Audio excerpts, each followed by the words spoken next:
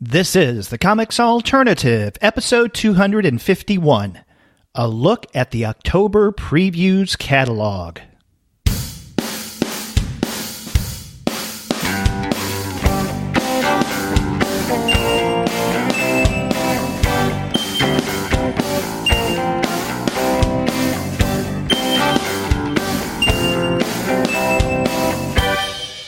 Hello and welcome to another episode of the Comics Alternative. I'm Derek.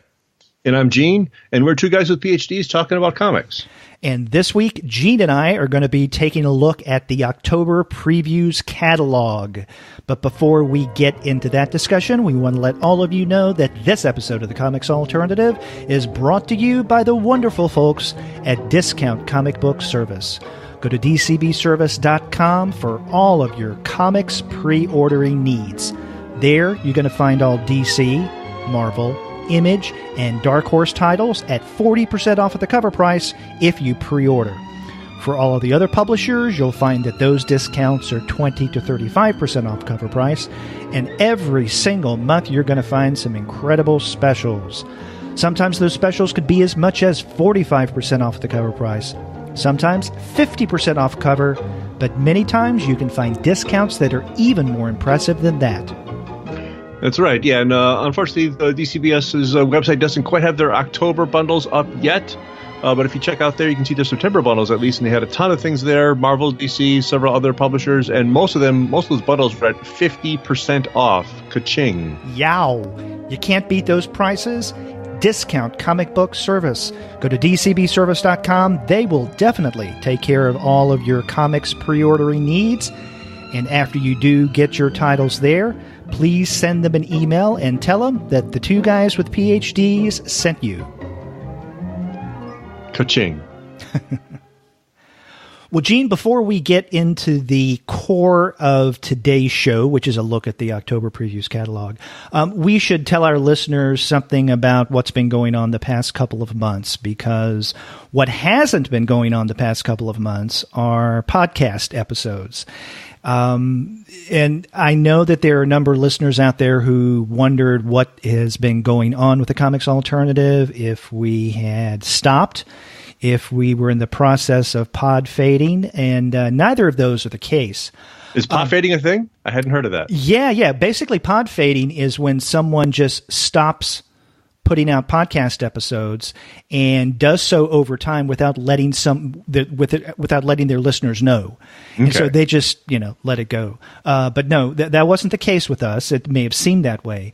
And the reason for the almost 2-month hiatus is a number of things, and it comes back to me. Just recently, at the very end of July, I moved to Charlotte, North Carolina. I had been living in Frisco, Texas. And the reason I moved to Charlotte is to take care of my father. He has had some serious health problems. He's in a long-term care facility, and the past 2 months have been extremely trying. And so what with the move and then having to care for my father, unfortunately, I had to withdraw from things and just see to family matters. So I apologize to our listeners who expected the podcast on a regular basis, but it was unfortunate that the family situation and my move got in the way. But we're back now. Yeah, well, you got nothing to apologize for, but that's you got to do what you got to do in that situation, definitely. Yeah. So thanks to our listeners who contacted us wondering what was going on. That tells us that you care about the Comics Alternative and that you enjoy listening to us pontificate.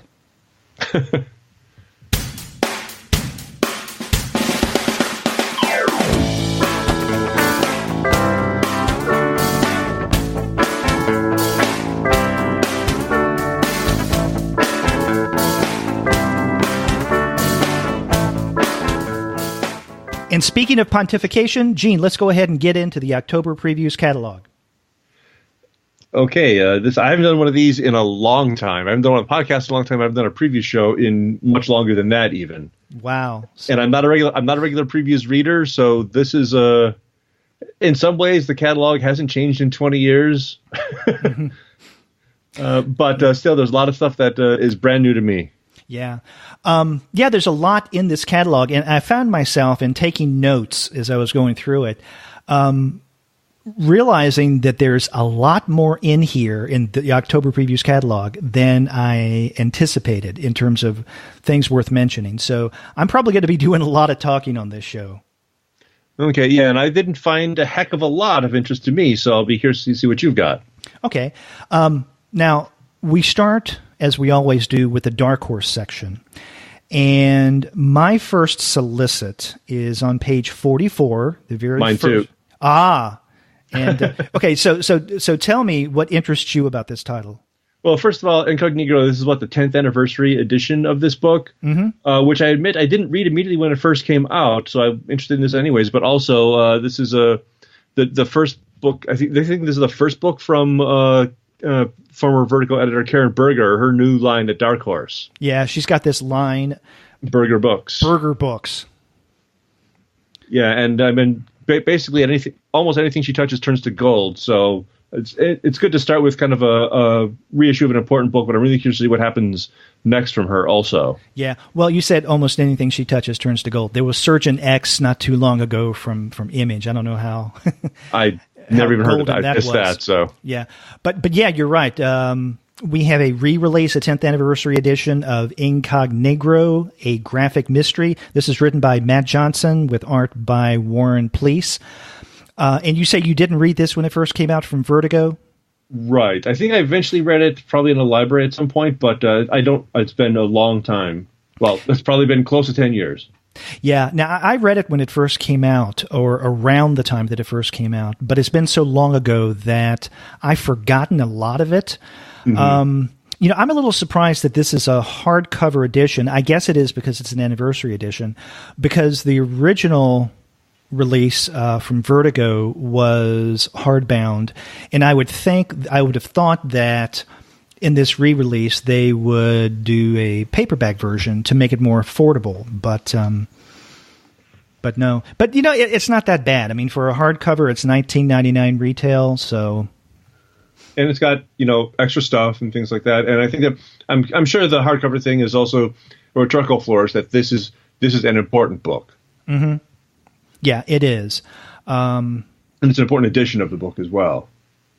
Yeah. Now, I don't know if I'm going to get this new edition because I have the original Vertigo, but if you have not already gotten a copy of Incognegro, this is something that you can grab. We strongly recommend it. Exactly. Yeah. Again, it's been a long time, but I think the time is right for it to be back.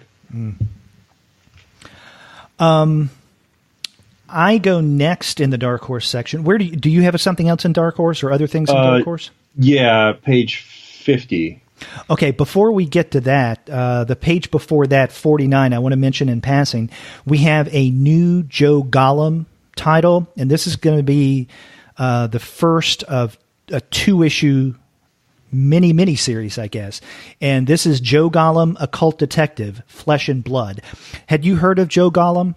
I've heard of it. I've never read. Yeah, it's really good. I read the first collection, and I'm glad that they're continuing to come out with these. Now, this is written by Mike Mignola and Christopher Golden, with art by Patrick Reynolds, and Dave Stewart does the cover. So, yeah, it's really good. I'm glad we have more Joe Golem. But you say you go to page 50? Yeah, Hellboy, Krampusnacht. I was in the mood for a good Krampus story, and if Mignola's writing it and Adam Hughes is doing the art as well, so it should look pretty good. And again, Hellboy plus Krampus sounds like fun to me. Mm-hmm.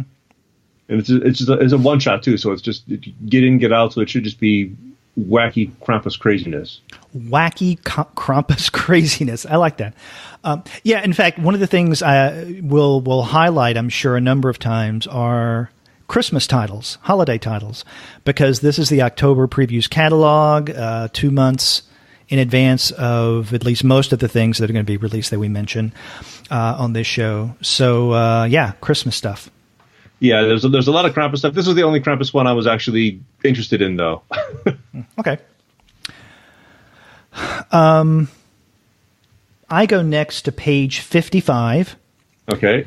And this is the EC Archives, The Vault of Horror, Volume 1. Now, longtime listeners of the podcast know that I usually mention the releases that now Dark Horse does with the EC Archives. And this is interesting in that The Vault of Horror, Volume 1, has previously been released from Gemstone. A number of years ago, the publisher Gemstone began publishing these nice hardbound editions of the EC titles. And then after a while, they discontinued publication, and a publisher called GC, published 2 volumes in the EC Archives, but then they stopped, and Dark Horse picked up where Gemstone and then GC left off. So most of what Dark Horse has been putting out over the past few years have been volumes that neither Gemstone nor GC had previously put out. And by the way, the Dark Horse volumes have the same look, size, feel, and all of that as the Gemstone and GC. So, I mean, Dark Horse is picking up where Gemstone and GC left off. But in the case of this, Vault of Horror Volume 1, this is something that Gemstone had previously published. And I don't know if the Gemstone volume is out of print or not. It probably is. So if you didn't get the Gemstone EC Archive Vault of Horror Volume 1, now you can pre-order Dark Horse's EC Archive Vault of Horror Volume 1. Now, I don't think I even saw the GC ones. I don't think I even heard of that before. So that's news to me. Yeah, they did just 2. Basically picking up where Gemstone left off, but then Dark Horse picked up where GC left off. Interesting lineage.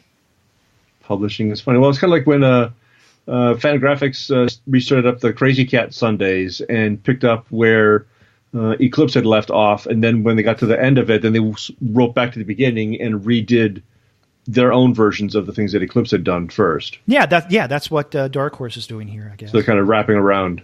Yeah. I go to the next page, 56, and I just want to mention this more in passing than anything. This is the first trade of Neil Gaiman's American Gods. Have you read any issues of American Gods? I haven't, no. Okay. Yeah, we reviewed the first issue of American Gods a number of months ago, and I thought it was pretty good.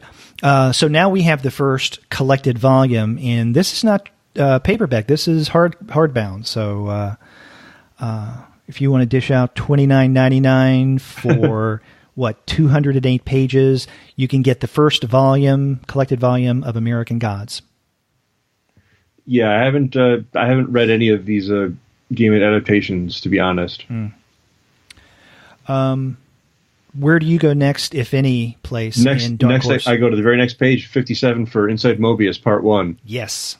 I can't wait for this. I don't think this is kind of like kind of semi-autobiographical stuff. I don't think this has been published here ever. So this is brand new Moebius that I have never seen, at least not in English. Yeah, I think you're right. I think it does say in the solicit that this is the first time it's available in English. Right. Yeah. And again, it's been a crime that Moebius has been, for the most part, out of print for so long here. So and to actually have something literally, almost literally brand new as well, not just reprint stuff, is fantastic. Right. So this is going to start exploding my Moebius shelf again, which is not a bad thing. Yeah. Now, this is the third volume in Dark Horse's Moebius library. The first volume in the Moebius library was The World of Edena, and that's actually something that Edward and I reviewed on the Eurocomics series. And then not too long ago, they came out with the second volume, which is The Art of Edena. Right. Which, was okay. I guess, but it wasn't let's say, primarily narrative-based. I mean, there were some stories in it, but a lot of it was just, showing the art and the process behind the world of Edina. So I'm glad that this third volume, Inside Moebius Part 1, is story-based. And so here you have, from what the solicit says, Moebius as a character in his own comics, engaging with and confronting his various characters. Yeah, and you see that on the front cover there with this kind of a very goofy caricature of Moebius himself looking like he's got a bullet hole in his head, but the blood becomes a pen. Yeah. With the Major kind of looking down over him, a little tiny version of the Major crawling on top of him. So it looks really cool. Yeah. That alone makes me want to read it. Yeah, so that's something definitely worth getting. Do you have anything else in Dark Horse? I do not. Okay, there are a couple of things that I want to mention. If we go to that next page, which is 58, there's a book that looks interesting here, if for no other reason because of the contributors. This is The Secret Loves of Geeks. And so this is an anthology. It's a variety of different stories about, I guess, geekdom, and it includes contributions from such people as Margaret Atwood, Gerard Way, Becky Cloonan, just a lot of people here. So I think Hope Larson, the lineup alone, I think, is worth you checking out this book, and that is The Secret Loves of Geeks. And then the last thing I want to mention in the Dark Horse section is another trade, and this is the latest in Brian Wood's Rebels series. So he's completed Rebels, These Free and Independent States, and now we have a trade paperback. Okay, I know nothing about this whatsoever. Yeah, Rebels is a pretty good series. I would recommend you checking it out. Okay, so now let's move on to the DC Vertigo section. And do you have anything in DC Vertigo? Not a thing. Not a thing. Wow. I have a few things that I want to mention. Now, normally on the Comics Alternative, we do not emphasize, and with their preview shows, we usually don't mention superhero titles for the most part, or at least mainstream superheroes. I want to make an exception here. I said earlier that there are a lot of holiday titles that we're going to see in this issue. Every year DC does a DC Universe holiday special. And on page 87, we have solicited the holiday special for 2017. I think that the DC holiday specials are always worth checking out. And yes, it is superhero heavy, but, again, it's the holidays. So I think it's worth mentioning nonetheless. I think I've read one of these since the 80s. Yeah. So anyway, that's on page 87. Okay, I next go to the Vertigo section of the DC Vertigo part of the catalog. And on page 144 is Tim Seeley and Stephen Molnar, yeah, I guess. Imaginary Friends #2. Now, usually on these preview shows, we only mention, let's say, the first issues of a new series. But because we haven't been around for a number of weeks, there are going to be some like #2 or #3 issues that I'm going to mention because we didn't get the opportunity to mention them previously. So, this is a new series from Tim Seeley and Stephen Molnar. And I'm not familiar with this, so I'm interested in this. Tim Seeley has been doing some pretty interesting things for Vertigo every now and again, so I'm going to check this out as well. Okay, yeah, I haven't bought a Vertigo book in years. I'm a horrible alternative comics person. Yeah, and on page 145. Another recent Vertigo series has concluded, and it's collected in trade, and this is Justin Jordan's Savage Things. So if you didn't get that in single issues, you can get it in trade. I don't know a thing about that one either. Yeah. Well, Vertigo's at the point now that they don't do much. And I still don't know exactly what's going on with Vertigo, but I'm nonetheless on board for about anything that they do. I'll at least check it out.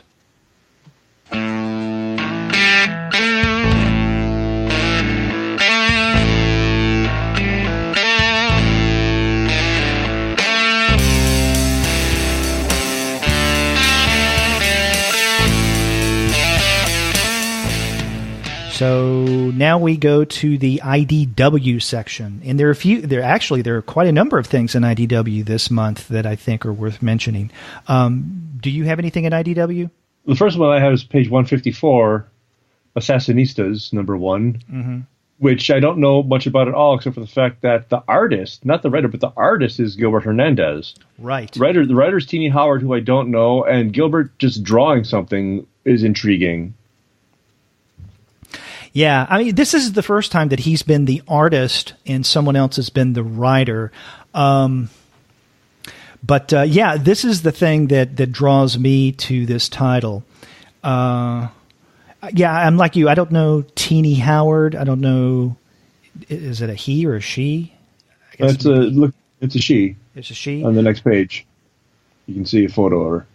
Oh, there's a photo of her? Yeah. Oh, I see. Oh, okay. Yeah. Yeah, I was looking at that photo of Gilbert. But it looks like kind of a two timeline thing, like a past and a present thing with what's the tagline? Modern family, retro sass, highly trained to kick your ass. That's worth looking at. Yeah. So that's something that I'm definitely on board for, just because it's Gilbert Hernandez. And this is part of, I guess, IDW's new Black Crown line.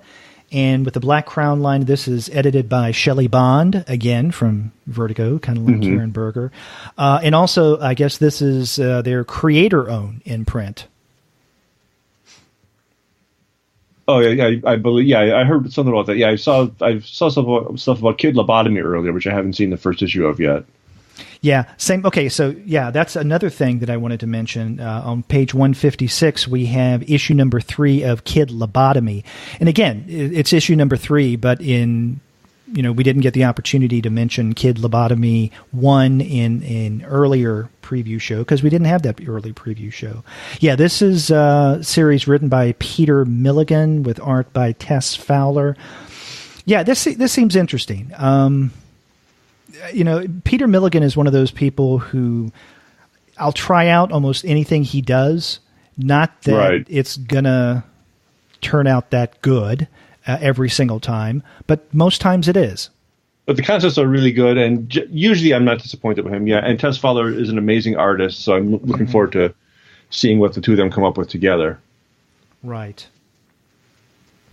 Where do you go next, if any place in IDW? Page 183 first. I'm the same. Just jump there real quick. And we have on page 183, Screwball, the cartoonist who made the Funnies funny. Yep, and also we spoke about comic books in the Holocaust. Another book on... Well, first things first, let's talk about Screwball.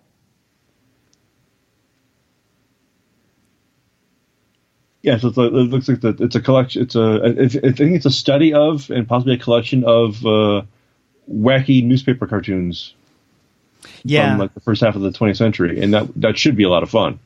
Right, and the cover does look really engaging. It tells you something about what you can expect in this. And this is part of Dean Mullaney's Library of American Comics.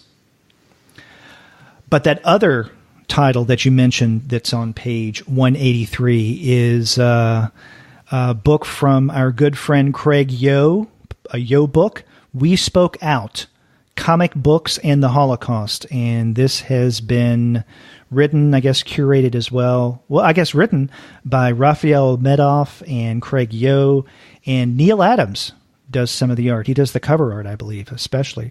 And this is interesting in that this is not the first book that Raphael Medoff, Craig Yo have done when it comes to comics and the Holocaust. Right, yeah, because we had them on that roundtable, and Raphael was talking about working on this project in particular because that last book was more about like single panel cartoons. Right. But they were talking about doing some research and looking at comic book stories themselves, and here we actually have the book itself. Yeah. Yeah. So that's definitely worth checking out. And it's a Yo book, so you can't go wrong with that. You know it's going to be great production value. Yeah, I can't wait to see what all they've done here, because I'm not sure if they're doing the whole comics themselves or just selections from them, because this would be hard, because if you're talking about comic books in the Holocaust, are they just going to show selections from the books, or are they going to be able to include complete stories? I don't know. Yeah, I don't know. It's a different sort of thing. Yeah, you can't really tell from the solicit. Yeah, well, it says that they bring together a remarkable collection of comic book stories. So who knows? It could be a study and an anthology at the same time, which would be fantastic. Right. That would be good. I next go to page 185. Okay. So a couple pages later. And just a couple things, maybe more in passing than anything, because these are reprints or new editions. I'm usually on board for any kind of adaptation of a Lovecraft story. And here we have Lovecraft, The Myth of Cthulhu. Esteban Maroto is the writer and artist for this adaptation. And this is a new edition, so it's worth checking out. And then also on that page is something that first came out, I believe, 2011, maybe 2012. Oh, really? And this is Eric Powell's The Adventures of Huckleberry Finn. Actually, it should be Adventures of Huckleberry Finn, not The Adventures of Huckleberry Finn. No, I'm serious. Yeah. That's no. That's one of my I'm pet laughing peeves. in recognition. I'm laughing in recognition. Yeah. And I remember, I have a copy of this book, and what it is, it's the complete text of Adventures of Huckleberry Finn, where Eric Powell does the illustrations that appear occasionally. So that's an interesting twist on this edition of Huckleberry Finn. Do you have any place that you go in IDW? Have any other things in IDW? The last thing I have is on page 190. Okay, I have a few things before that. Okay, go ahead. On page 187 is a new Sam Keith book for women. Mm-hmm. And, I like Sam Keith's work. So I don't know if I'll get this book, but it's something that I would be prone to get if I had time and money. And then the other thing I wanted to mention is a new Atomic Robo book. This is on page 189. Atomic Robo presents Real Science Adventures, Raid on Marauder Island. Now, are you a fan of Atomic Robo? I know that it exists. I've never read. You've never read any Atomic Robo? Nope. Not even Free Comic Book Day Atomic Robo? I don't believe so. Wow. Okay. It's definitely worth checking out. Okay, so then you say you go to page 190. Right, just because I'm a big... This is Joe Kubert's Tarzan Artist Edition, Volume 3. I love artist editions in general. I love Kubert's work a lot. Tarzan is one of the favorite things of his that I read when I was a kid. I wasn't a big War Comics kid, but Tarzan I would read. And so I love Kubert's art on that, and just seeing his art full size, I think would be amazing. Mm-hmm. And I haven't seen Volume 1 or Volume 2 of this. And so I know it's technically Volume 3, but these books are always beautiful. Yeah, and always expensive. Well, yeah, there's also that. Yeah, this one, usually with these artist edition, they don't give a price. They just list something like, see retailer or something to that effect. Please inquire or whatever. Yeah, please inquire. But this one, they actually do give a price, $125. Now, do you own any artist editions? I got a few, yeah. A few? Wow. Yeah, well, I've got the Peanuts one because it's Peanuts. Mm-hmm. I've got the Steranko Shield one, which is amazing. Oh, I bet that is. That is really amazing. I've got the first Commandy, the Kirby Commandy one, which was actually kind of a disappointment. How so? Only because there's no Kirby pencils in it. Because Mike Royer inked on vellum. So what you've got are the vellum pages. So you get beautiful inks, but it's almost the same as reading a black and white version of the comic book. And one of the reasons I like artist editions is because I want to see the process on the page. I want to see the cross-outs. I want to see the editorial blue pencils. I want to see stuff like that. The Steranko Shield one is amazing in that respect. because there was so much collage work and stuff they did in that. I only have 2 of these artist editions, and they're the 2 Will Eisner. I wish I had those. Yeah. So, and I got them just because they're Eisner. I mean, otherwise I probably wouldn't have any artist editions. As much as I would like to get them, I mean, they're just very expensive. Wow. Yeah. Well, the ones that I have primarily are because I found good deals as well. Well, the Commandy one I bought because it was Commandy. And then I was like, oh, it's pretty, but it's not really what I was expecting. Just because you're not actually getting pencils, and that was frustrating. So the Fantastic Four one that they've done, I really would like, because that one, because the earlier Marvel ones that they've done, you're actually seeing actual pencil pages with ink, wow, rather than just the vellum overlays. Okay, do you have anything else in IDW? I do not. Okay, I've got a couple more things, but they're both on the same page, 192. The first thing is Comic Book History of Comics, Comics for All, #1. And this is by Fred Van Lente with art by Ryan Dunleavy. Have you read the Comic Book History of Comics? Some of it. I don't think I've read all of it. Okay. I think I've got a couple of individual issues. So this is like a new version in color? No, this is different. I'm not exactly sure what this is. I guess a new series, because, years ago they came out with the original Comic Book History of Comics. Right. And then not too long ago, relatively recently. Oh, so they're jumping back because it starts 1835. They did color versions of the various issues of the Comic Book History of Comics. And now this is, I guess, a new series, Comic Book History of Comics, Comics for All. And it seems to be that an emphasis here will be on the build-up toward the graphic novel, I guess. Right, yeah, I was a little unclear on that, but this one is color already, so I was assuming it was a color version. But again, I don't follow things closely enough to know that was already done. So yeah, they've already finished the color version series. But yeah, I'm curious. I mean, you can't really tell exactly what this is and how. Well, on the bottom it does say this classic material is presented in 4-color glory for the first time, which makes it sound like it's reprints. But then why is it called Comics for All? I don't know. I mean, they couldn't be coming out with a third version of the Comic Book History of Comics. I mean, that would be ridiculous. Yeah. And so, what distinguishes Comic Book History of Comics, Comics for All, from Comic Book History of Comics? The solicit doesn't really reveal that much. But yeah, there's a new herstory, it says. So I'm guessing.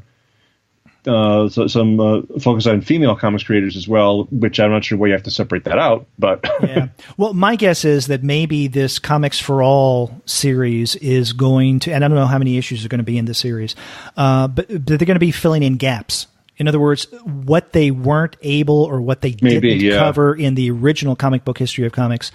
This is going to be in the Comics for All. And, maybe the subtitle Comics for All suggests something a little more inclusive. So, they may emphasize things like gender, race, ethnicity, and things of that sort.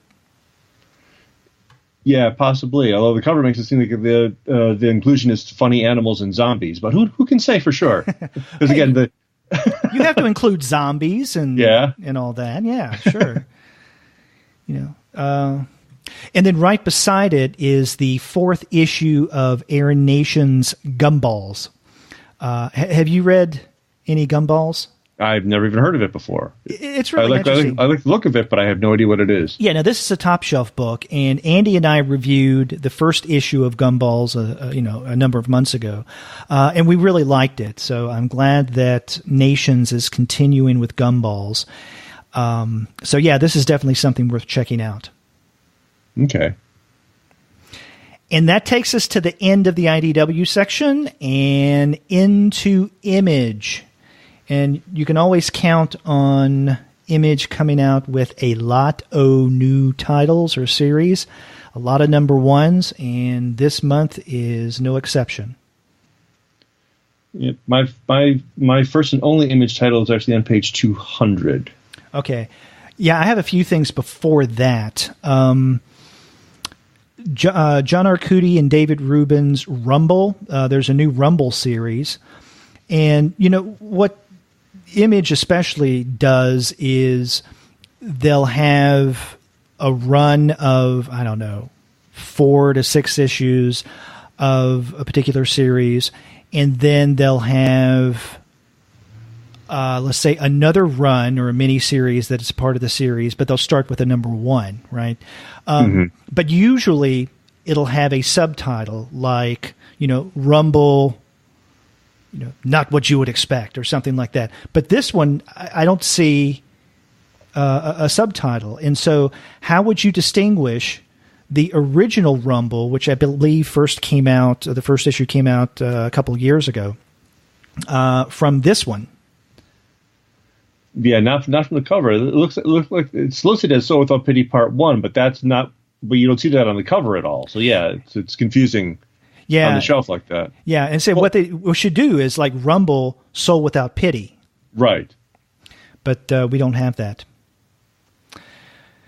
So that's something that is worth checking out, because I read the first issue. I read the first Rumble, and I really enjoyed it. I next go to page 197, and this is just going to be a lot of fun because it is Ryan Brown. Curse Words Holiday Special one-shot. And I hate it when they have a one-shot and it's a number 1. Why would you indicate that it's a number 1 when it's a one-shot? I don't know. That doesn't make sense to me logically. Are you familiar with Curse Words? I am not. Charles Soule and Ryan Brown's Curse Words. Now this one, Ryan Brown does the cover, but the art is by Mike Norton, who does incredible work. I mean, I absolutely love Ryan Brown's sense of humor. And in fact, when the first issue, or right before the first issue of Curse Words came out, earlier this year, Andy and I had Charles Soule and Ryan Brown on the podcast to talk about it. And Curse Words, it's just a fun title. It's silly. It's weird. It's wacky. And it reflects definitely Ryan Brown's sense of humor, even though Charles Soule does the writing. But now we have Curse Words Holiday Special. So it says, "'Tis the season, but not just on faith. The whole HOLE world has holidays too, and in this special Curse Words event, you'll see how Wizard, Margaret, and their pals celebrate the season. With looks into the cast's past and visit from dearly departed wizardy friends. Hey there, Cornwall. This one's not to be missed." So, you know, the solicit doesn't sound as silly as the title usually is, but, you know, it's nonetheless worth checking out. I really like the Curse Words series, and this holiday special makes it definitely worth checking out. And then another thing I want to mention before we get to page 200 is on page 199, we have another number 1 issue of Paradiso. This is story by Ram V or Ram 5. I don't know who that is. Do you? Nope. Yeah, it's RAM and then a V. So I don't know if it's a V or a Roman numeral 5. And then Dev Premanik does the art. So this is another series. You know, not all series from Image really resonate with me, but more times than not, I'll give them a try. Yeah, again, that's another one that I have no prior knowledge of any of the people involved with it. Yeah, I don't either, but I'll check it out. Okay, so on page 200. In page 200, this is what I don't know the creators here either. But really, well, I think I read the first issue of Alex and Ada, but that's about it. By writer Sarah Vaughn. Mm-hmm. But it's in the arts by Leila Del Duca and Alyssa Sala, which I don't know any of the creators really, but it looks like it's like an alternative fairy tale sort of thing, and I'm always a sucker for kind of like revisionist fairy tale stories. And the art that we can see on the cover looks really interesting. Mm-hmm. Oh yeah, beautiful. It's beautiful. Yeah, I don't really know anything about the creators at all, but it just jumped out at me. And Sleepless makes it sound like there's possibly some sort of Sleeping Beauty riff happening here. Again, when I taught children's literature, I would teach we do a whole unit on the various Sleeping Beauty stories throughout the world, and things like that. So I'm always a sucker for another one of those to see how people play with the concepts. Mm-hmm. So yeah, that is something that I had marked as well. I definitely want to check out. And like you, I mean, I liked Sarah Vaughan's work with Jonathan Luna, but see what she can do on her own. On page 202, we were talking about a number of holiday issues. Even The Wicked and the Divine has a Christmas annual. Yes, I know nothing about. I know that people call it WickDev. That's all I know about this book. I know nothing at all. Yeah. I like The Wicked and the Divine. It's a pretty good series. I just find it a little interesting that that title has a Christmas issue. Where do you go next in Image? I have no more Image. No more Image? Okay, I have a few more things to highlight. On page 204, we have the trade paperback of Howard Chaykin's The Divided States of Hysteria. And one of the reasons I wanted to mention that is because, well, it's Howard Chaykin, and The Divided States of Hysteria has been quite controversial. And, of course, it's Howard Chaykin, so you can expect it to be quite controversial. But anyway, we have the trade of that. And then on page 208, this is something that's interesting. We have a trade paperback deluxe edition of Grant Morrison and Derek Robinson's Happy. Now, did you read Happy when it first came out? I've never heard of it. Ago? Really? Never heard of it. It's not the best Grant Morrison, but it's a fun Grant Morrison. And so, the original work came out, and then they had, I don't know, maybe a couple of years ago, a deluxe edition.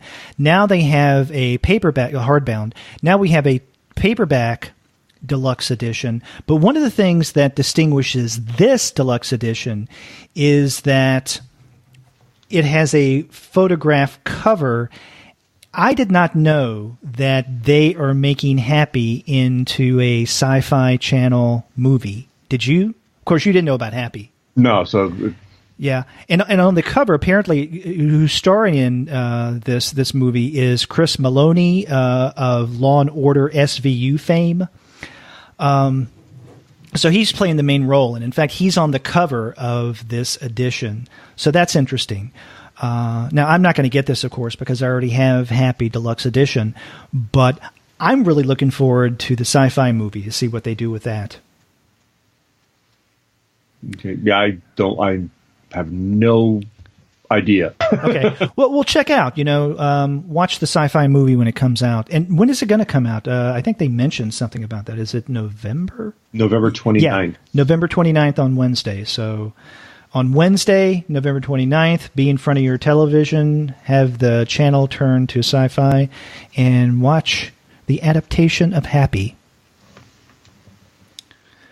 And then the only other thing I have in Image is on page 210, and this is the trade paperback volume 1 of Moonstruck by Grace Ellis, Shea Beagle, and Kate Leth.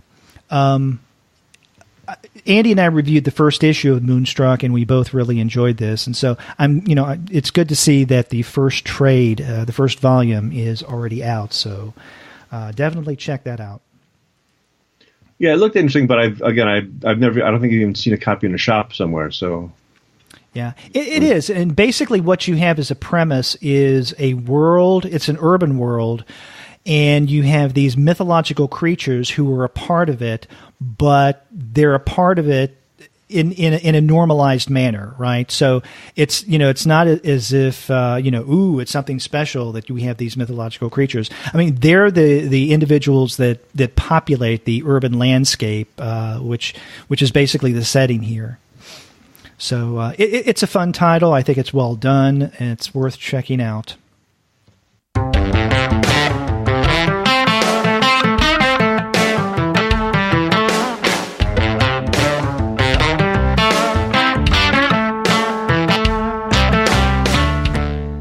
And with that, we're finished with Image, and we go to the back half of the catalog where we have the smaller presses.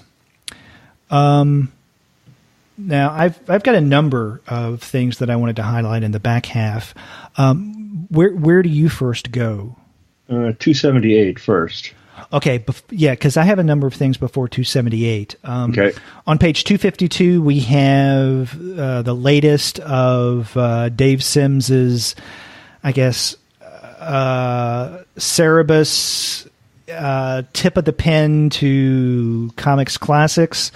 I think last month or a couple of months ago, we had Aardvark Comics, which was an homage to Action Comics.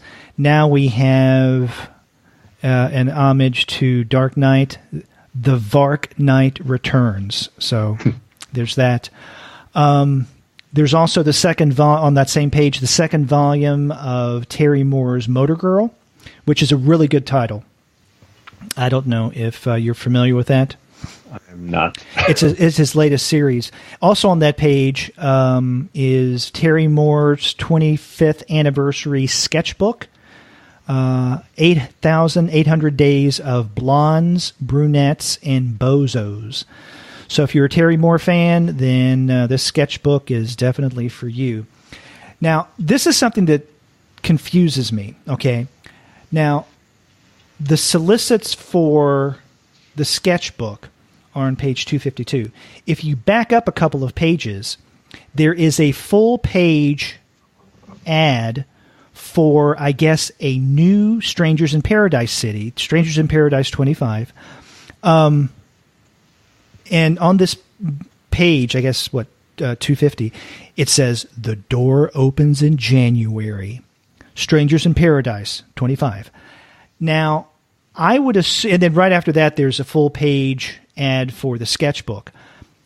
I would have assumed that on page 252, where you have Abstract Studios, Terry Moore's publisher, that you would have reference to the new Strangers in Paradise. There's nothing there about Strangers in Paradise. I'm guessing that full page, that's just a teaser because these are things that came out in December. So next month. Right, but there are a number. Be the solicit for that. Right, but there are a number of things here in this catalog that won't be coming out until January or February. Right. The advanced solicits. Right. Yeah. So why shouldn't we have a solicit? Maybe that was a glitch. Maybe previews left it out because there's a solicit for the sketchbook, of course, as I mentioned, but there's nothing about Strangers in Paradise. And to me, Strangers in Paradise is the big deal. Because, I mean, that basically is what put Terry Moore on the map, and that's what, most of his fans really gravitate toward. And they're really rather passionate about Strangers in Paradise. So if it was supposed to be solicited on page 252 and wasn't, I mean, I don't know. Yeah, to me, it doesn't look like a mistake. It just looks like a teaser for what's coming the following month. That's how I read it. Yeah. But again, it should be listed. Now, maybe it'll be in next month's. I don't know. But, who can tell? Strange are the ways of capitalism. Yeah. Okay, after that I go to page 261, and I'll mention this more in passing. We have another series from Aftershock, Monstro Mechanica. This is by Paul Allure, who's the writer, and then Chris Evan-Huis is the artist.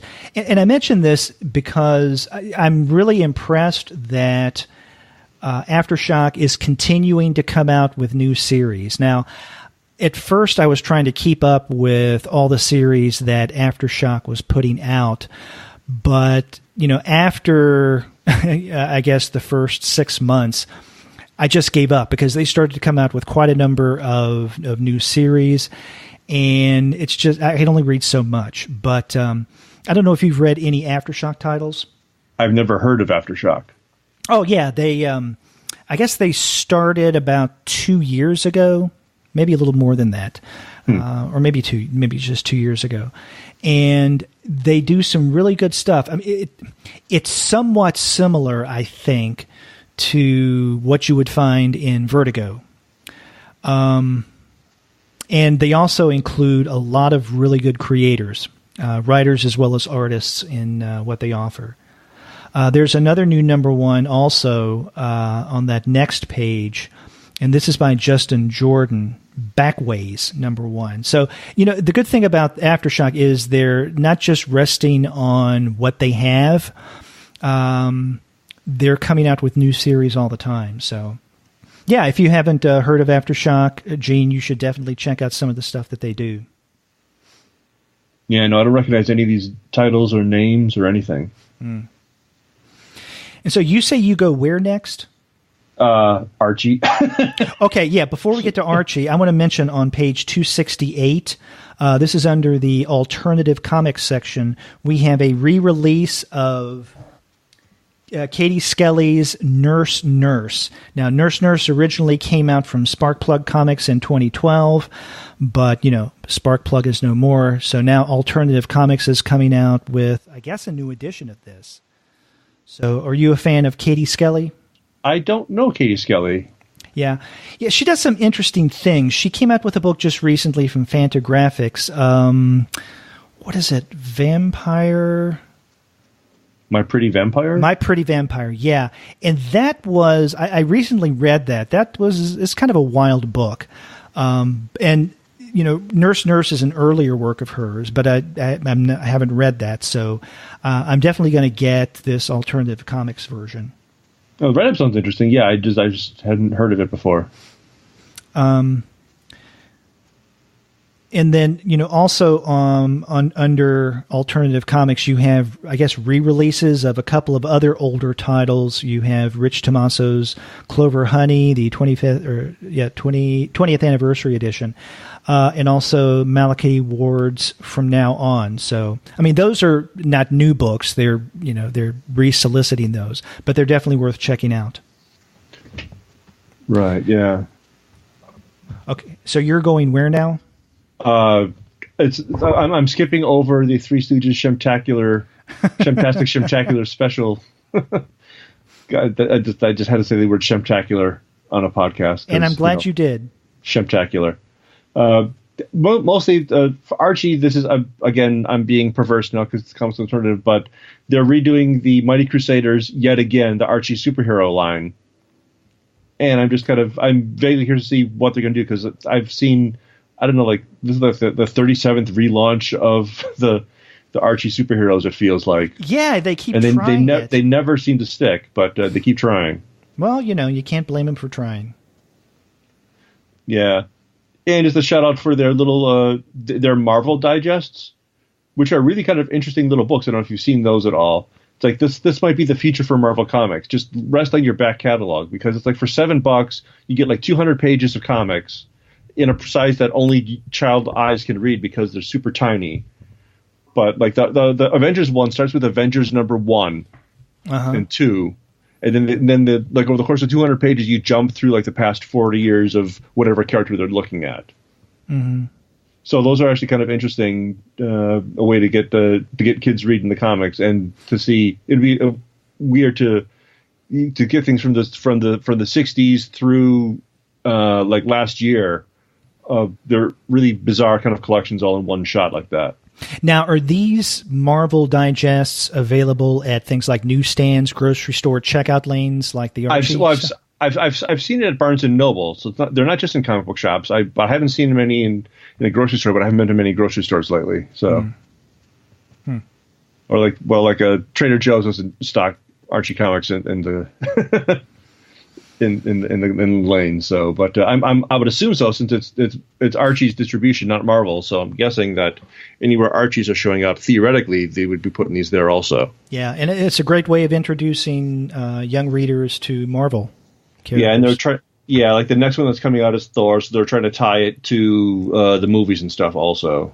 So when the product is out there, try to hook the kids young. Yeah. Anything else in Archie? Nope. I haven't anything until 332. Okay.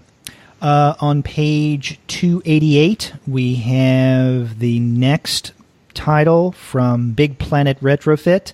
And those who listen to the podcast on a regular basis know that Big Planet Retrofit one of our favorite publishers, and not just because they send us copies of everything that they put out. And but this is Tara Booth's How to Be Alive. It's a collection of Booth's most recent paintings. It says, strained from narrative form of her first publications, How to Be Alive is a series of autobiographical, densely patterned, colorful 1- and 2-page vignettes about modern life, swinging emotionally between bitterly painful to insightful to amusing. Now, I just recently got a copy of this from the good people at Big Planet Retrofit, but I have not had the opportunity to really look at it yet. Yeah, I think mine showed up also because I Oh, you're on their mailing list too? No, I'm not on a mailing list. I paid for it. Oh, okay. I'm like they did like their quarterly or every 6 month subscription system, and I like their stuff a lot, so I do that. Yeah. You really can't go wrong with Big Planet Retrofit. So you got your copy, but you haven't seen it, really looked at it yet? I haven't had a chance to. No. Yeah. So you and I are both remiss. But definitely check it out. You can't go wrong with Big Planet Retrofit. And you heard it here from the Comics Alternative. Okay, after that, I go to page 296. This is in the Boom Studio section. And this seems interesting. Judas, number 1 of 4. And so this does, I guess, follow the life of Judas. And this is written... Well-known comic book character Judas Iscariot, ladies and gentlemen. This is written by Jeff Loveness with art by Jacob Rebelka. And neither of those creators I'm familiar with, but this is something worth checking out. Yeah, it looks almost like post-apocalyptic Bible drawing, sort of. Yeah. Some of the people almost look like they're wearing armor and stuff like that. It's a little hard to tell. The few images that are there look interesting, but it's a little hard to tell where it's going. Yeah. Well, what I'm even more excited about is on the next page, 297, and this is Klaus and the Crisis in Christmasville, number 1, written by Grant Morrison with art by Dan Mora. Now, did you read the original Klaus from Morrison and Mora that came out, I think, the first issue a couple of years ago? Really good. The story is well done. But I think what really stands out even more is Mora's art. So, and the collected Klaus came out, the hardbound came out, I think, in time for Christmas last year, if I'm not mistaken. So it's interesting that Morrison and Mora are not letting the Klaus character go. So this is yet another Christmas holiday issue. So that's something that I'm definitely going to check out. And then if we go a couple of pages later, page 299, this is something that I don't know if I'll get, but it looks interesting. This is Pizzeria Kamikaze. Pizzeria. Pizzeria, duh. Pizzeria. Pizzeria Kamikaze. And it is written by Edgar Carret with art by Asaf Hanaka. And this originally came out in, 2006, but it was in black and white, and this is a color version. So I really do like the art of Hanukkah. I guess Hanukkah? I think so, yeah. Yeah. I don't know if I'll get it, but it's worth checking out, if nothing else. I don't know this at all, but it sounds potentially interesting. Mm-hmm. And then the other thing I have in the Boom Studios section, or another thing I have in Boom Studios, is on page 304, and this is the first collected volume of Matt Kent and Tyler Jenkins' Grass Kings. Have you read any Grass Kings? Take a guess. I guess not. Nope. That seems like that's the refrain for tonight's episode. Yeah. Have you read this, Gene? Nope. Well, I really like Grass Kings because, I'm on board for anything that Matt Kent does. I'm a big Matt Kent fan. And this is something a little different from, I think, tonally, from what he usually does. It's a good series. And now we have the first collected volume, and this is a hardcover, in fact. So it's something worth checking out. And then this is absolutely the last thing that I have in Boom Studios. This is on page 306, and this is Royden Lepp's Rust. This is volume 4, and they have both a hardcover and a paperback version of this. Now, I have not read any of the Rust stories, but I mention this because I know that at least once they have reviewed Rust volume. The people who do the Young Reader show. Mm-hmm. And I know that originally the Rust review was when Andy Wolverton was one of the co-hosts of that, but he stepped aside, and now Paul and Gwen do the monthly Young Reader show. So this is something that they may want to check out. Yeah, another one I don't know. Yeah. It's supposed to be a really good series. And where do you say you go? 332. Oh, okay. So I have, I guess, a couple things before that. Let me get to those pages.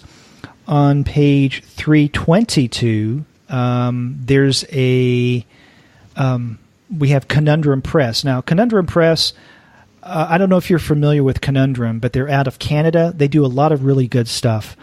Now, one title that I'm particularly interested in is by James Cadelli, Getting Out of Hope. It says, Shortcuts meets Rear Window in this hilarious but poignant debut from James Cadelli. It follows 6 characters in parallel and loosely connected situations. Although they all occupy the same building, share a common resentment of their living situation, and annoy each other in the hallways, none of them realize the extent to which their lives are intertwined, yet they all hope for a better life. So that's something that I would like to check out. There are a couple of other books solicited under Conundrum Press. And actually, this is the page that I meant to say. I wrote down 332, but I meant to write down 322. Okay. So what were you going to mention? The Collected Neil the Horse. Yes. Of course. And in fact, I have a copy of the Collected Neil the Horse.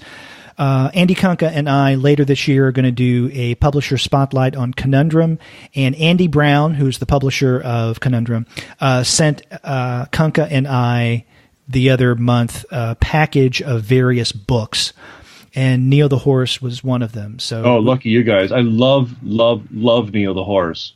Yeah, so we're going to be discussing Neil the Horse among other recent Conundrum titles. Another title here that's solicited is by Igor Hoffauer, Mr. Morgan. And I did just recently read this, and I have to tell you, I was, how do I put this, confused, freaked out. It's a strange collection of stories, I can tell you. He is, he's a writer. I think he's a Croatian artist. And the book has a strange tone to it. It's something between a surreal dream, the Twilight Zone, and film noir. Yeah, I kind of got that write-up, that idea from the write-up as well. And the cover alone looks really cool. Uh-huh. It looks like something I would potentially really enjoy. I had that down as a maybe also. It's interesting, but I have to tell you, in many ways, it's frustrating. But, sometimes frustrating can be good. Yeah, just graphically it looks intriguing. So,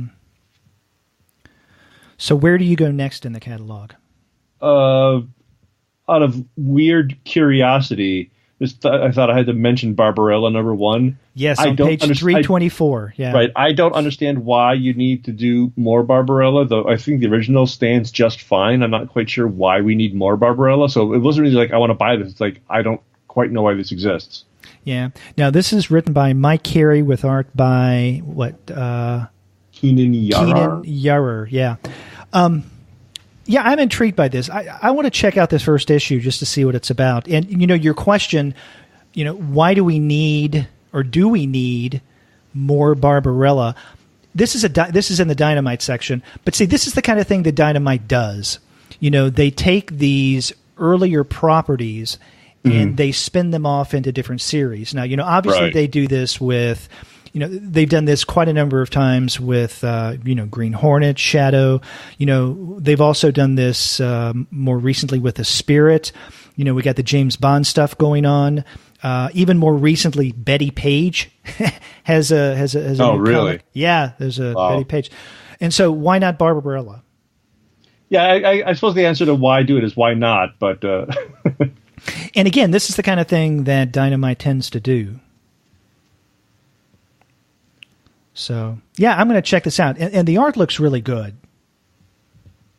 We see a lot of cover art. Oh, there's some pencils for the interior stuff. Mm-hmm. I'm vaguely curious, but I'm not sold yet.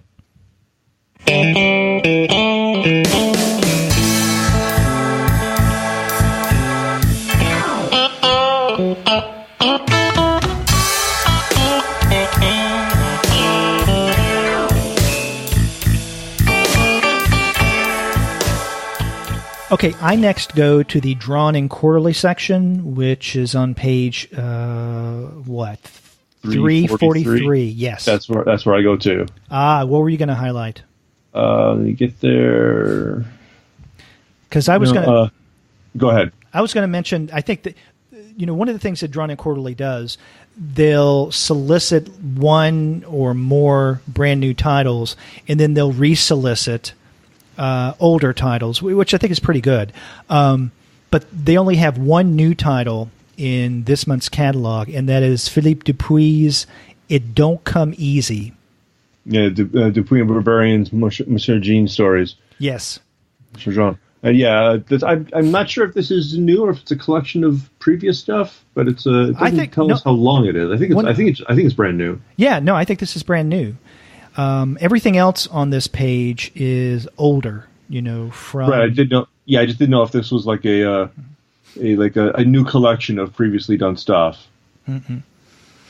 No, but Monsieur Jean is a great character, so I look forward to that. Yeah, and I just thought I'd just throw out a shout out for Moomin's Winter Follies also. There's nothing quite like a Tove Jansson comic strip, and I love the Moomin book. So you do like those there. Yeah, and these are the nice little color ones. I'm sure like a almost bedtime story length, a little longer than bedtime story length, but they're really good for kids, and they're just beautiful little books. Right, but that's a resolicit. Yeah. Yep. I got it in there anyways. Yeah. Well, why not?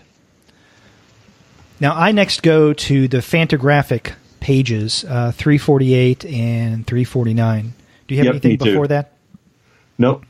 And every month it seems that the Fantagraphic section is just a wonderland of incredible titles. I mean, sometimes they don't have that many that really interest me, but more times than not, they have a lot. And in fact, when I order my comics through our sponsor, comic book discount service, what usually ends up eating up most of the cost are the Fantagraphic titles, because most of them I do end up getting. And this month there are a lot of really good ones. We have the next issue, number 4 of the fourth volume of Love and Rockets. We also have right before that solicited the next issue, number 5 of Gilbert Hernandez's Blubber. Have you read an issue of Blubber? I have not.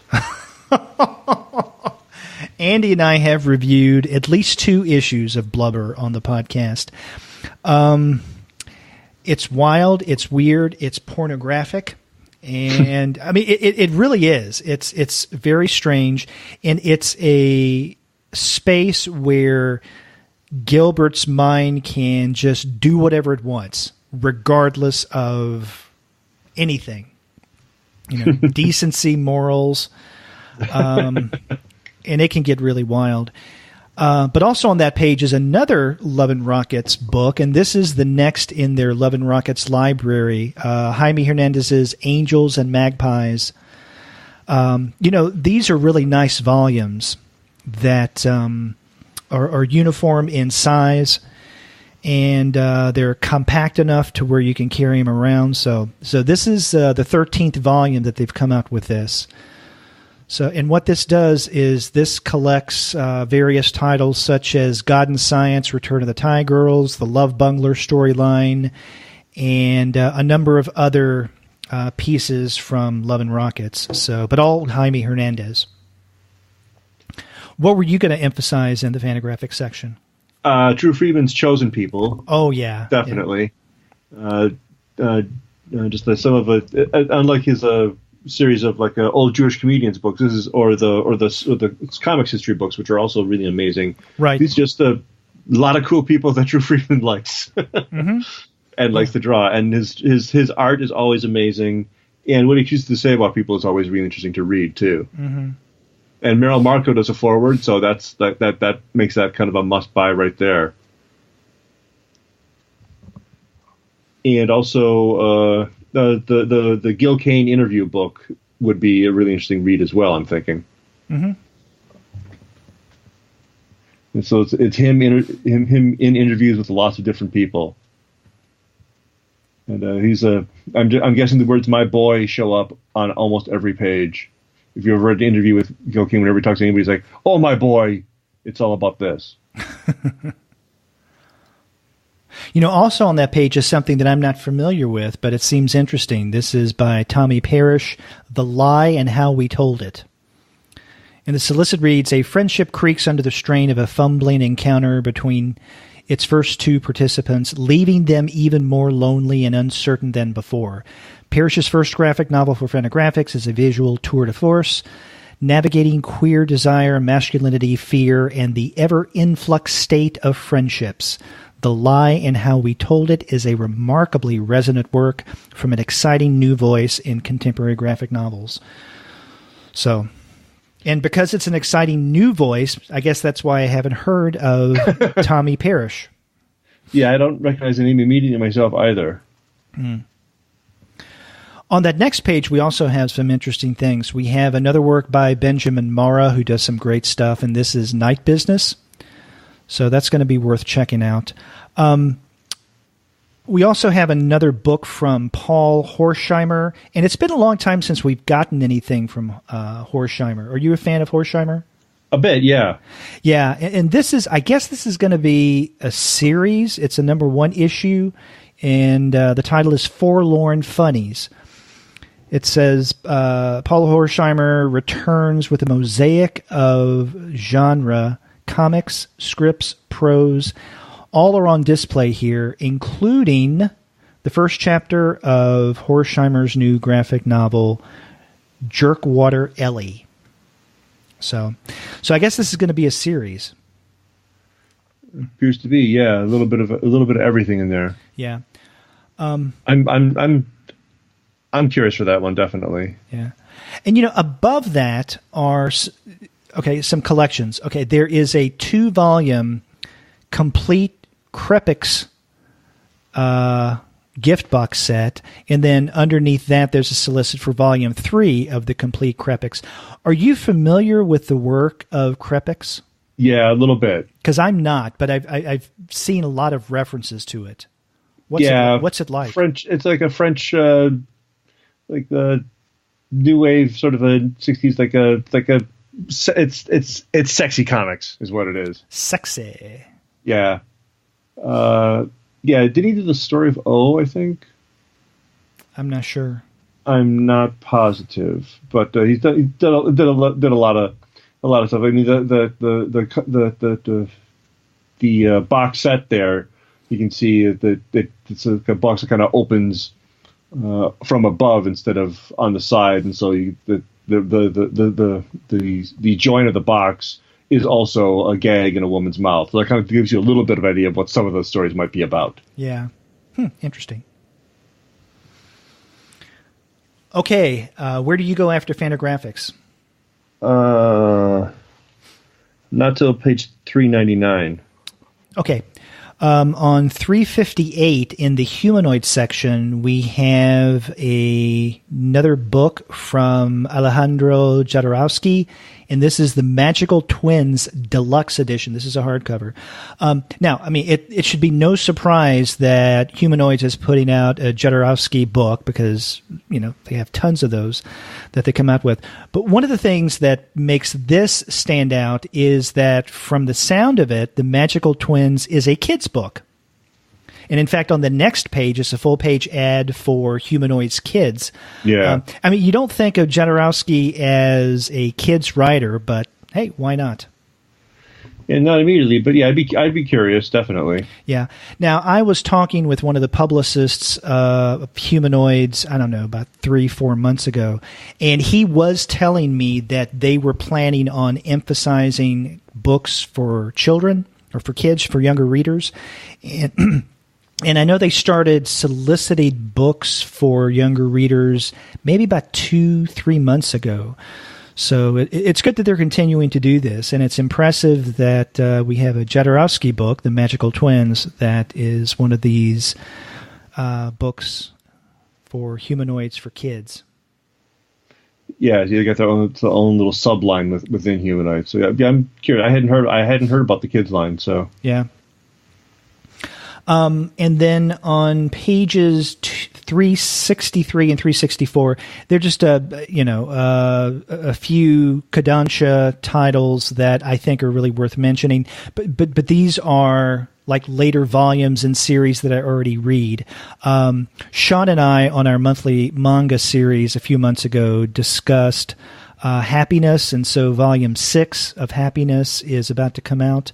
And on a previous manga show, we also discussed Inuyashiki, and we have not only one but 2 volumes solicited in the Kodansha section, and volumes 9 and then 10. And then on page 364, we have volume 7 of Princess Jellyfish, another title that Sean and I discussed on the monthly manga series. And I really do enjoy Princess Jellyfish. You know, Gene, one of the things I found over the past year and a half is I find myself reading more and more manga, sometimes at the expense of, let's say, English language, American or European comics. I mean, I'm just really getting off on it. Yeah, my manga reading is still very, very light. What kind of? Mostly it's. I'm totally blanking on his name. The Tezuka, primarily Tezuka. Tezuka Miyazaki. Beyond that, I haven't read Hideshi Hino, but beyond that, I just haven't read a lot of it. There's so much other stuff to read. I don't even get to half of that stuff. Yeah. Obviously. Now, I don't have anything in particular to highlight in this section, the Lion Forge section, which runs from page 367 to 376. But I wanted to ask you, are you familiar with Lion Forge? I've heard of it, but I've never read any of it. Yeah, I mean, it seems like they come out with a number of interesting titles, but again, there's only so much that I can read, and so I haven't really given them much attention. Seems interesting, though. Yeah, I don't know anything at all. I next go to 377, and in the NBM section, we have solicited Portugal by Cyril Pedrosa. Now, Edward and I, on a previous Eurocomics show, discussed Pedrosa's work, and I can't remember if we discussed Portugal. But this is definitely something worth checking out, and I'm glad that they're coming out with this hardcover edition, because as far as I know, the only English language version of Pedrosa's Portugal that was available was digital from European Comics. I think that's the publisher. And through Edward, I got a copy of it. And, digital's fine, but I always like to hold a book in my hand if I can. So, so it's good that NBM is coming out with that. So yeah, there's that. And then on the next page, this seems interesting. And this is something that I don't really expect from One Piece books. Every now and again, I will get a review copy from One Piece books about, just something. But this is something that I wouldn't expect them to do, but they're doing it. This is Dostoevsky, The Life and Work. And this is by Vitaly, oh God, how do you pronounce that last name? Konstantinov? Yeah. Something like that? Yeah. And maybe it's a translation, I'm not sure. But yeah, we have a book about the life and work of Dostoevsky from One Piece Books. And that's on page 378. I next go to 386. Okay. And this is in the Oni Press section. This is a soft cover edition of a book that originally came out in hardcover in 2009. It's written by Jamie Rich with art by Joel Jones, so the people who bring us Lady Killer, and this is You Have Killed Me. Now, with this having come out in 2009, I should have been at least familiar with the title, but I wasn't. I had to look it up. So it says, a classic graphic novel collaboration from the minds behind Lady Killer returns with a new softcover format. Antonio Mercer is a private eye by trade. A man bad luck seems to follow, as evidenced by his newest client, the sister of his former lover, Julie Roman, who's now disappeared. And Julie's sister, Jessica, is a real piece of work. Still, Mercer takes his case getting entangled in the same family drama that drove him away. Well, maybe not exactly the same, because the Romans have made some unsavory connections. As the bodies start piling up, Mercer has no choice but to see the case through to its end or become one of its casualties. And so my guess is that, this has kind of a feel of something like a Lady Killer. I don't know if you're familiar with Lady Killer. I've read the first volume of Lady Killer. The local graphic novel reading group at the public library here did that a few months back. Oh, cool. So I've read the first volume of that. Mm-hmm.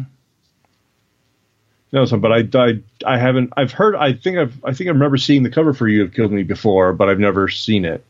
Oh. I've never read it.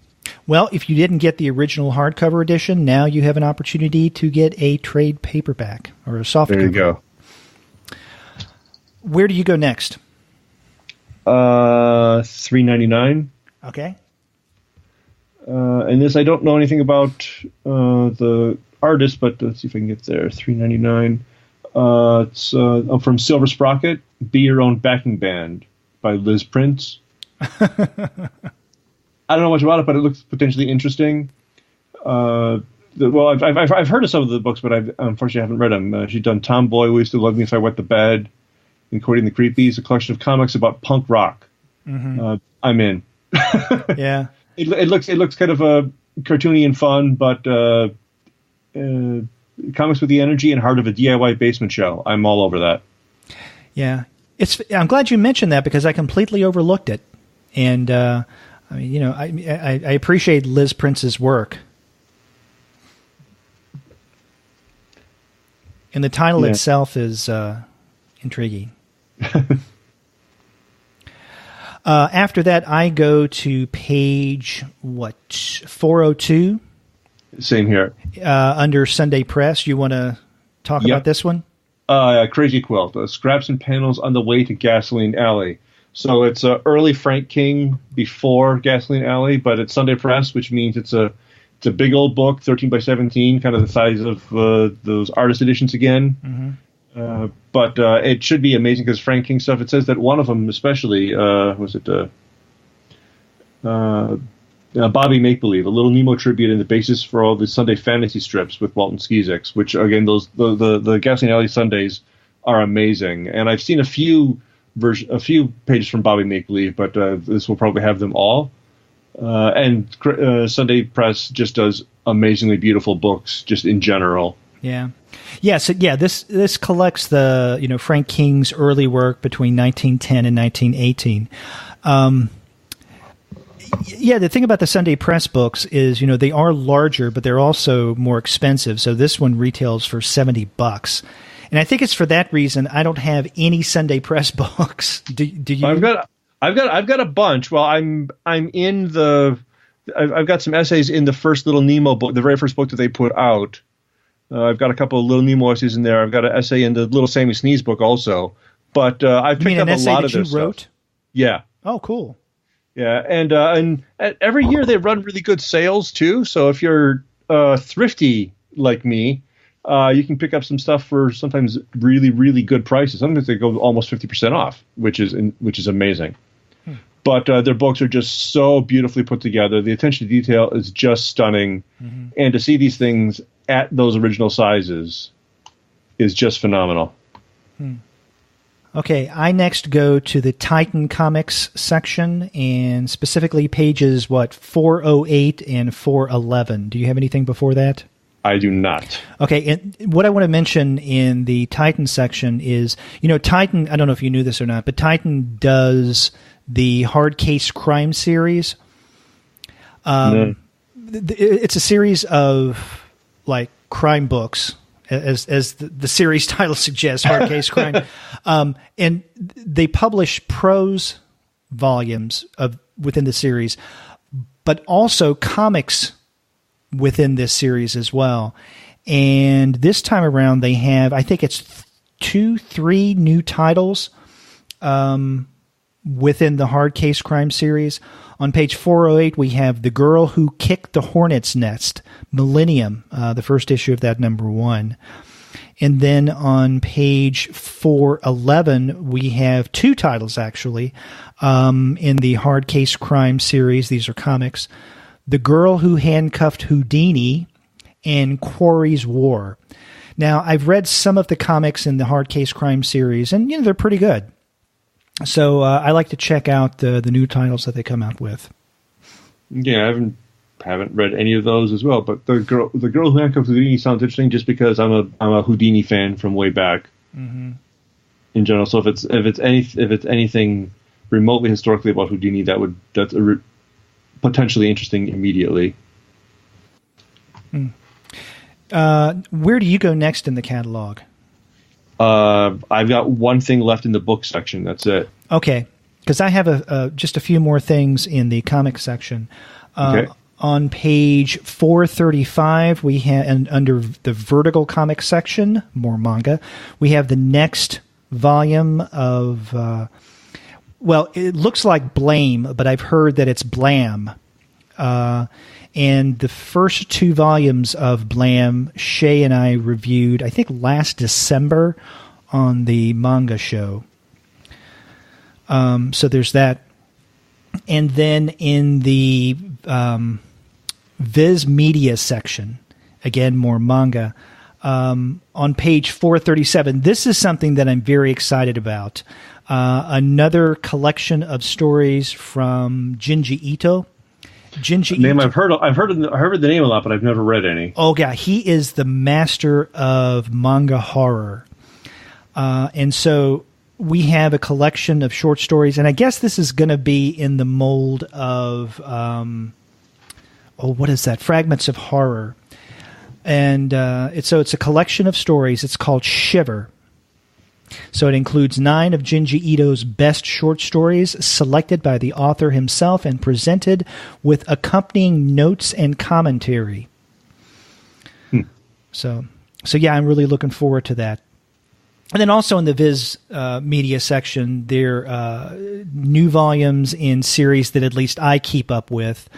So, for instance, we have volume 19 of Assassination Classroom. We have the 3rd volume of Golden Kamui. So, yeah, I mean, as I said earlier, I've been reading more and more manga, and Viz, that's a lot of stuff that I read.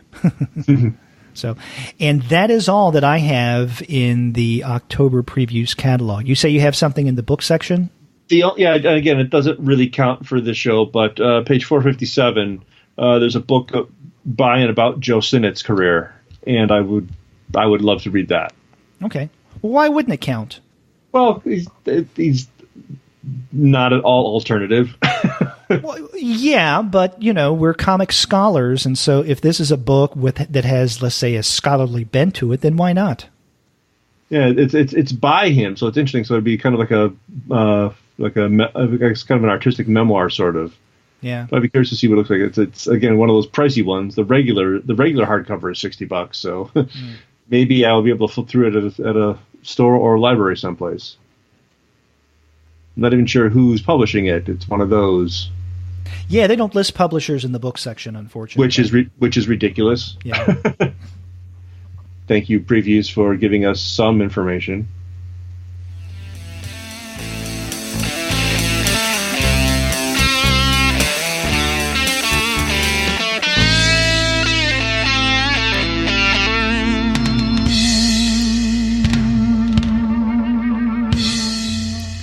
So there you have it.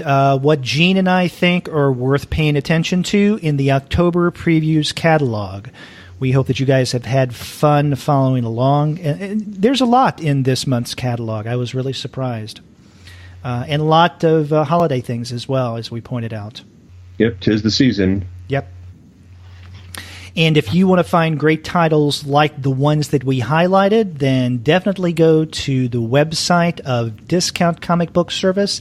That's dcbservice.com. They have tons of books there. You can't go wrong with what they have. That's dcbservice.com. And you can rest assured that a lot of the things that we mentioned today will be at great discounts. That's dcbservice.com. And after you do get your titles there, get in touch with us and let us know what you thought about this week's show. If you go to our website, comicsalternative.com, you'll find that you can leave us a voice message via SpeakPipe. Or you can call us the old-fashioned way. Our phone number is 415-3-COMICS. That's 415-326-6427. You can also email us. We're two guys at comicsalternative.com, or you can email me. I'm Derek at comicsalternative.com. And Gene, how can people get in touch with you? Amazingly enough, Gene at comicsalternative.com. Wow, neat. You can also find us on various social media outlets such as Twitter, Facebook, Tumblr, Instagram, Google+, Goodreads, Pinterest, and YouTube. You can subscribe to the podcast through iTunes. You can also find us on a variety of other outlets such as Spotify, on iHeartRadio, and on Google Play Music. But you can find every single one of our podcast episodes, as well as the various reviews and commentary that we post on our blog, by going to our website, which is comicsalternative.com. So, Gene, many different ways for people to get in touch with us. Every single corner of the internet, we are in. That's right. We're the Borg of comics podcasts. Yeah. Well, the past couple of months we haven't been. And again, we want to apologize to our listeners for not being on air, so to speak, for not quite 2 months. But again, family and life matters have come into play, and we hope that you will excuse us, our absence, but we are definitely back, and we will be back on a weekly basis, and we'll also have the various other shows that will come out monthly, so watch out for those. Until next week, I'm Derek. And I'm Gene. We'll see you later. Take care.